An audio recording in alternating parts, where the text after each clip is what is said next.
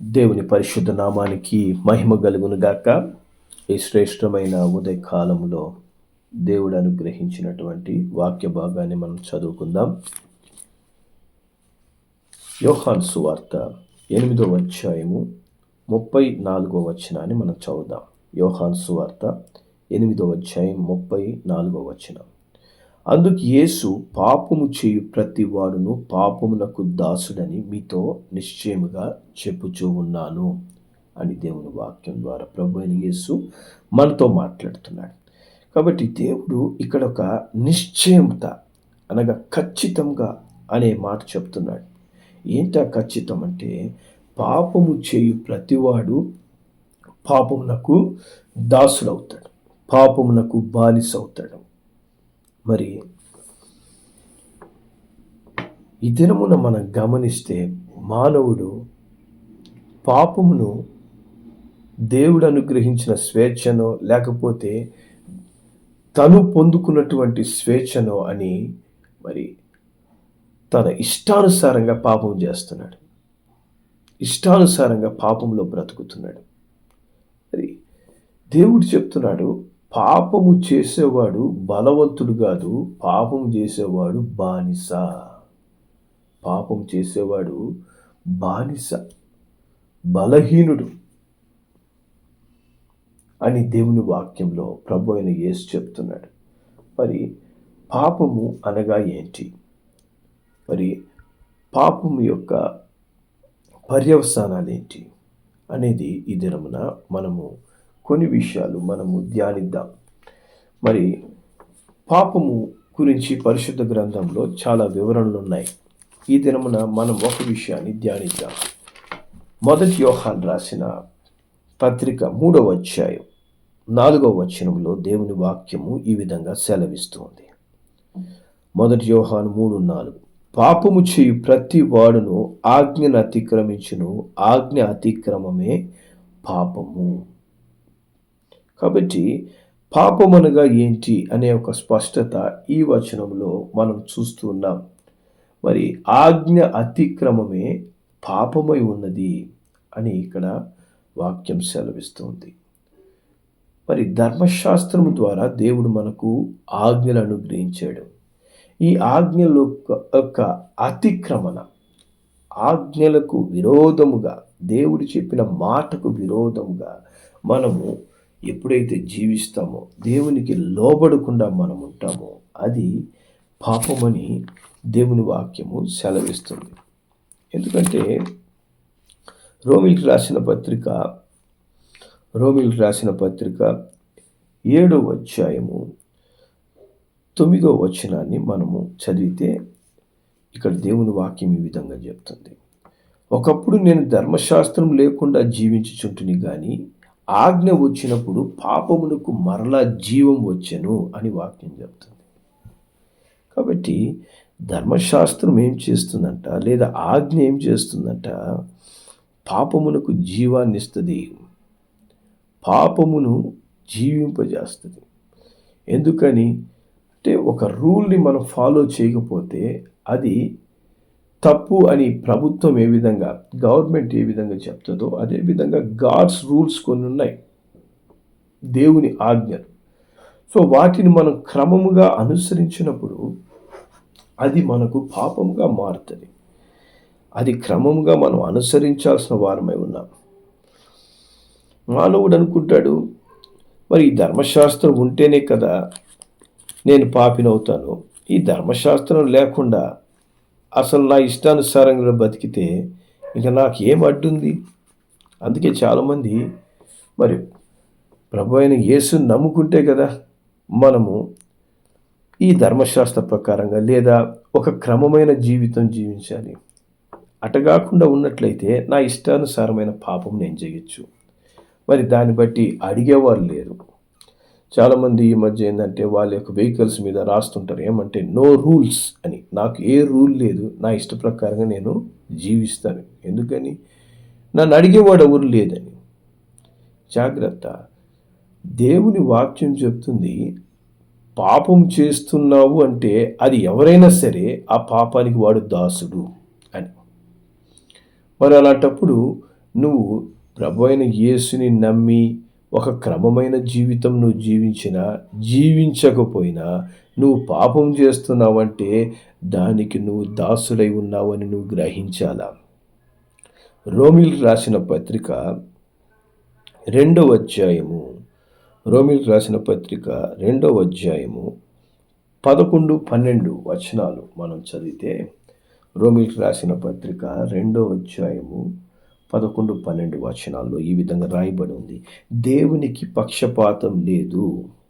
ధర్మశాస్త్రము లేక పాపం చేసిన వారందరూ ధర్మశాస్త్రం లేకే నశించిపోతారు. ధర్మశాస్త్రం కలిగిన వారై పాపం చేసిన వారందరూ ధర్మశాస్త్రానుసారంగా తీర్పు నొందుతారంట. హల్లెలూయా, దేవుని నామాన్ని మహిమ కలుగును గాక. కాబట్టి ఈ భూమి మీద నివసించే ప్రతి మానవుడు తీర్పు పొందే దినం ఒకరోజు ఉంది. ప్రతి ఒక్కరికి ఆ తీర్పు అనేది ఉంది. నువ్వు ధర్మశాస్త్ర ప్రకారంగా జీవించావా, ధర్మశాస్త్రానుసారమైనటువంటి తీర్పు. మరి నువ్వు ధర్మశాస్త్రం నేను అనుసరించను, నాకు ఏ సక్కర్లేదు, నాకు మారు మనసు రక్షణ అనుభవాలే నాకు అక్కర్లేదు, నా ఇష్టానుసారంగా నేను జీవిస్తాను అన్నప్పుడు దేవుడు అంటున్నాడు, నువ్వు ఇష్టానుసారంగా జీవించినట్లయితే ధర్మశాస్త్రం లేకుండానే నశించిపోయే తీర్పు ఉంది. కాబట్టి దేవుడికి ఏ పక్షపాతం లేదు. ప్రతి వానికి వాని క్రియల చొప్పున తీర్పిచ్చేవాడు ప్రభు అయిన యేసుక్రీస్తు. హల్లెలూయా, దేవుని నామానికి మహిమ కలుగును గాక. ఇప్పుడు మనకు కలిగే ప్రశ్న ఏంటంటే, మరి అన్యుల సంగతి పక్కన పెట్టేసేయండి. వాడేంటంటే నేను ధర్మశాస్త్రాన్ని ఫాలో చేయడం లేదని గొప్పగా మరి తాను ఏదో ఒక గొప్ప వ్యక్తిగా ఫీల్ అవుతుంటాడు. కానీ దేవుని వాక్యం ఖచ్చితంగా చెబుతుంది ధర్మశాస్త్రం లేకపోతే ధర్మశాస్త్రం లేని తీర్పు కంపల్సరీ అని. మరి మన యొక్క ఆలోచన ఏంటి? మన క్రైస్తవులు ఏమనుకుంటారంటే, నేను కొత్త నిబంధనలో వచ్చేసాను, మరి పాత నిబంధన కొట్టివేయబడింది కదా. మరి పాత నిబంధన కొట్టివేయబడిందంటే ధర్మశాస్త్రం కొట్టివేయబడింది. ధర్మశాస్త్రం కొట్టివేయబడిందంటే ఇక నాకు పాపానికి ఇక సంబంధం లేదు అనే ఒక భ్రమలో క్రైస్తవుడు పాపంలో జీవిస్తున్నాడు. చాలా ఆశ్చర్యంగా ఉంది కదా ఇది. చూడండి, ఒక భ్రమలో ఉంటున్నాడు. ఏమని? నేను పాత నిబంధనలు లేను, ధర్మశాస్త్రం కొట్టివేయబడింది, కాబట్టి నాకు ధర్మశాస్త్రము ద్వారా శిక్ష ఉండదు అనుకుంటున్నాడు. ప్రభు అయిన యేసు ఏం చెప్తున్నాడు? మనం దేవుని వాక్యంలో మనం జాగ్రత్తగా గమనిస్తే, మరి మత్తయి సువార్త 5వ అధ్యాయము, మత్తయి సువార్త 5వ అధ్యాయము 17వ వాక్యాన్ని మనము చదువుదాం. 17. మరి ధర్మశాస్త్రమునైనను ప్రవక్తల వచనములైనను కొట్టివేయవచ్చితినని తలంచవద్దు, నెరవేర్చుటకే గాని కొట్టివేయుటకు నేను రాలేదు. హల్లెలూయా. కాబట్టి ప్రభు అయిన యేసు స్పష్టంగా ఏం చెప్తున్నాడంటే, మరి ధర్మశాస్త్రాన్ని ప్రవక్తల ద్వారా దేవుడు మాట్లాడినటువంటి ప్రవచన వచనాలను లేదా ఆజ్ఞలను నేను కొట్టివేయవచ్చితిని అనుకోవద్దండి. వాటిని నేను నెరవేరుస్తున్నాను, వాటిని నెరవేర్చడానికి వస్తున్నాను. హల్లెలూయా, దేవుని నామాన్ని మహిమ కలుగును గాక. ప్రభు అయిన యేసు ధర్మశాస్త్రము మానవుడు నెరవేర్చలేడు కాబట్టి దానిని ప్రభు అయిన యేసు వచ్చి మొదటి మానవుడిగా దాన్ని నెరవేర్చి చూపించాడు. మీరు కూడా ధర్మశాస్త్రాన్ని నెరవేర్చగలరు అని ప్రతి మానవునికి ఒక ధైర్యాన్ని ఇవ్వగలిగాడు. హల్లెలూయా, దేవుని నామానికి మహిమ కలుగును గాక. కాబట్టి ధర్మశాస్త్రాన్ని నేను నెరవేర్చడానికి వచ్చానని చెప్పిన ప్రభు మరి 18వ వచనంలో ఆయన ఏం చెప్తున్నాడు? చదవండి. 18వ వచనం, ఆకాశమును భూమియు గతించిపోయిననే కానీ ధర్మశాస్త్రమంతయు నెరవేరు వరకు దాని నుండి ఒక పొల్లైనను ఒక సున్నాయినను తప్పిపోదని నిశ్చయముగా మీతో చెప్పుచూ ఉన్నాను. హల్లెలూయా, దేవుని నామానికి మహిమ కలుగును గాక. దేవుడు ఒక్క మాటతో ధర్మశాస్త్రము యొక్క విలువను తెలియజేస్తున్నాడు. ఆయన చెప్తున్నాడు, ఆకాశము భూమి ఒకవేళ గతించిపోతాయేమో, కానీ ధర్మశాస్త్రం అంతా నెరవేరు వరకు దాని నుంచి ఒక్క పొల్లు సున్నా కూడా తప్పిపోదంట. దేవుని నామానికి మహిమ కలుగును గాక. ధర్మశాస్త్రము అతి పరిశుద్ధమైనది. ధర్మశాస్త్రము దేవుడు మానవునికి అనుగ్రహించినటువంటి అద్భుతమైనటువంటి గ్రంథం. హల్లెలూయా! దేవుని నామానికి మహిమ కలుగును గాక. దేవుడిచ్చే ప్రతి ఆశీర్వాదం వెనక ఒక ఆజ్ఞ కంపల్సరీగా ఉంటుంది. ఆ ఆజ్ఞను నెరవేర్చినప్పుడే మనము ఆ ఆశీర్వాదాన్ని పొందుకోగలం. ఓకే, మనము ధర్మశాస్త్రం దగ్గరికి వద్దాం. మరి ధర్మశాస్త్రము దేవుడు చెప్తున్నాడు, నేను నెరవేర్చడానికి వచ్చాను. మరి ఆ ధర్మశాస్త్రం నెరవేర్చడానికి వచ్చినటువంటి ప్రభు అయిన యేసు మరి ధర్మశాస్త్రం గురించి మనతో ఏం చెప్తున్నాడు? మరి ధర్మశాస్త్రం గురించి దేవుని వాక్యం మనకి ఏం తెలియజేస్తుందంటే చూద్దాం. యాకోబు రాసిన పత్రిక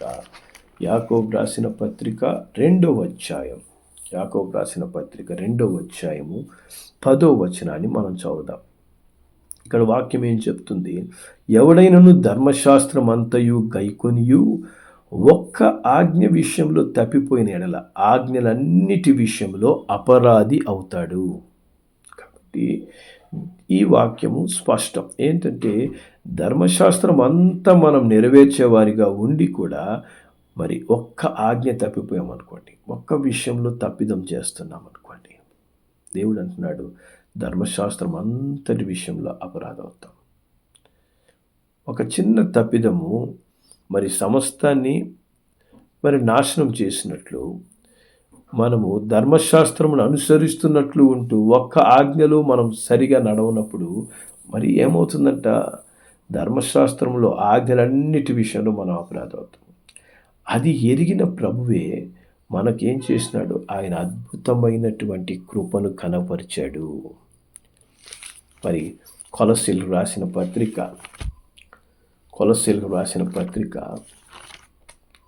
2వ అధ్యాయము, కొలస్సీ 2వ అధ్యాయము 13 నుంచి 15 వచనాలు మనం చదివితే ప్రభువైన యేసు ధర్మశాస్త్రము యొక్క క్రియను ఎలా నెరవేర్చాడు అనేది మనము చదవగలం. చూడండి, కొలస్సీ 2:13 చదువుదాం. మరియు అపరాధముల వలన శరీరమందు సున్నతి పొందక యుండుట వలనను మీరు మృతులై ఉండగా దేవుడు వ్రాతరూపకమైన ఆజ్ఞల వలన మన మీద రుణముగాను మనకు విరోధముగాను ఉండిన పత్రమును మేకులతో సిలువకు కొట్టి దాని మీద చేవ్రాతను తుడిచివేసి మనకు అడ్డము లేకుండా దానిని ఎత్తివేసి మన అపరాధములన్నిటినీ క్షమించి ఆయనతో కూడా మిమ్మును జీవింపజేసెను. దేవుని నామానికి మహిమ కలుగును గాక. కాబట్టి ప్రభు అయిన యేసు ధర్మశాస్త్రాన్ని కొట్టివేయలేదు, కానీ దాన్ని అద్భుతంగా నెరవేర్చాడు.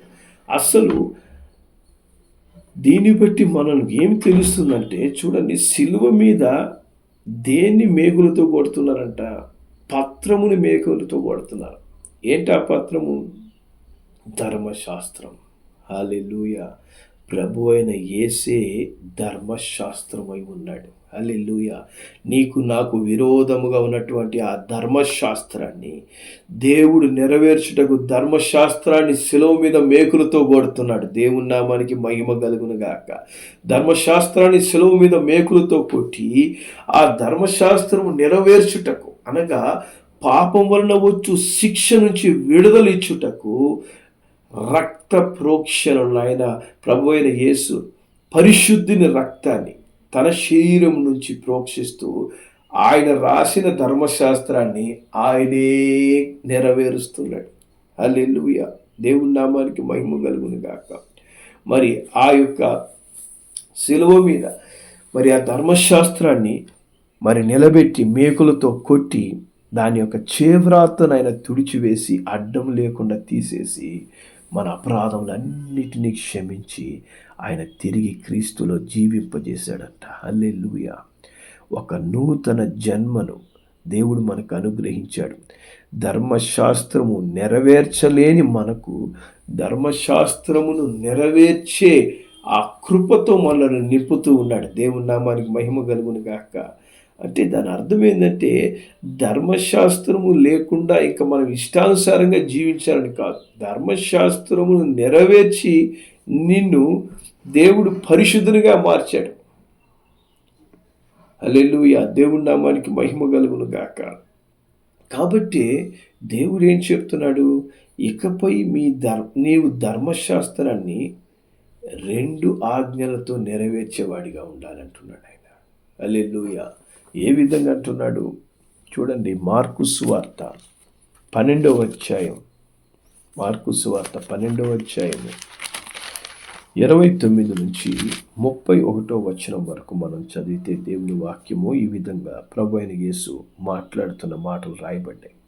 అందుకు యేసు ప్రధానమైనది ఏదనగా, ఓ ఇశ్రాయేలు వినుము, మన దేవుడైన ప్రభు అద్వితీయ ప్రభువు. నీవు నీ పూర్ణ హృదయముతోనూ, నీ పూర్ణ ఆత్మతోనూ, నీ పూర్ణ వివేకముతోనూ, నీ పూర్ణ బలముతోనూ నీ దేవుడైన ప్రభువును ప్రేమించవలనది ప్రధానమైన ఆజ్ఞ. రెండవది, నీవు నిన్ను వలె నీ పొరుగువాని ప్రేమించవలనది రెండవ ఆజ్ఞ.